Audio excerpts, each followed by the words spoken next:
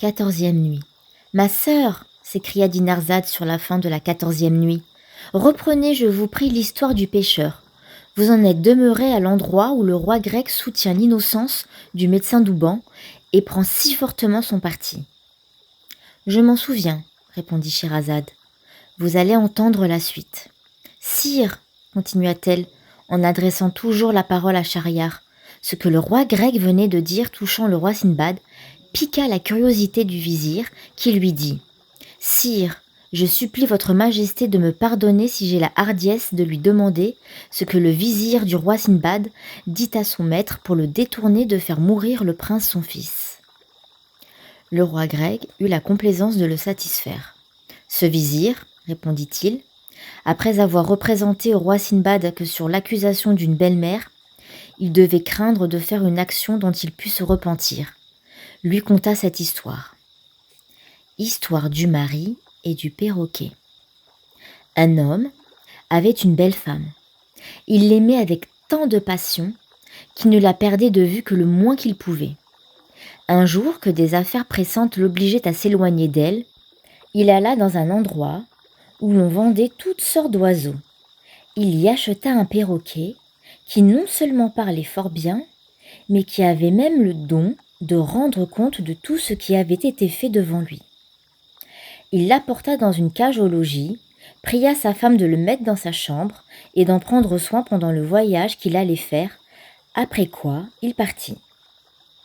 À son retour, il ne manqua pas d'interroger le perroquet sur ce qui s'était passé durant son absence, et là-dessus, l'oiseau lui apprit des choses qui lui donnèrent lieu de faire de grands reproches à sa femme. Elle crut que quelqu'une de ses esclaves l'avait trahie. Elles jurèrent toutes qu'elle lui avait été fidèle, et elles convinrent qu'il fallait que ce fût le perroquet qui eût fait ces mauvais rapports. Prévenue de cette opinion, la femme chercha dans son esprit un moyen de détruire les soupçons de son mari et de se venger en même temps du perroquet. Elle le trouva.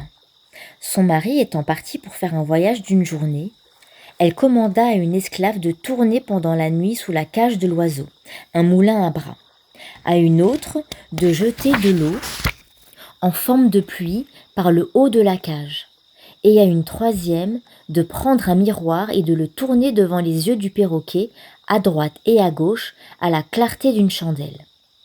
Les esclaves employèrent une grande partie de la nuit à faire ce que leur avait ordonné leur maîtresse, et elles s'en acquittèrent fort adroitement.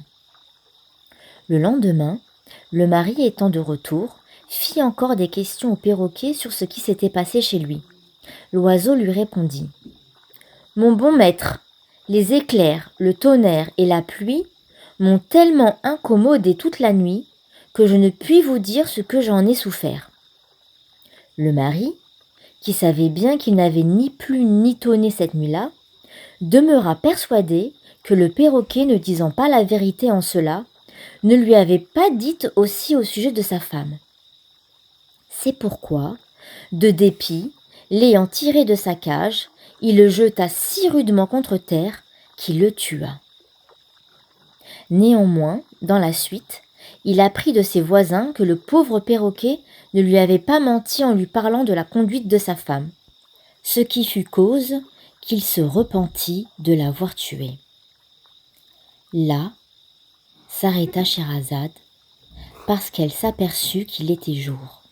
« Tout ce que vous nous racontez, ma sœur, dit Dinarzade, est si varié que rien ne me paraît plus agréable. Je voudrais continuer de vous divertir, répondit Scheherazade, mais je ne sais si le sultan, mon maître, m'en donnera le temps. » Schahriar, qui ne prenait pas moins de plaisir que Dinarzade à entendre la sultane, se leva et passa la journée sans ordonner au vizir de la faire mourir.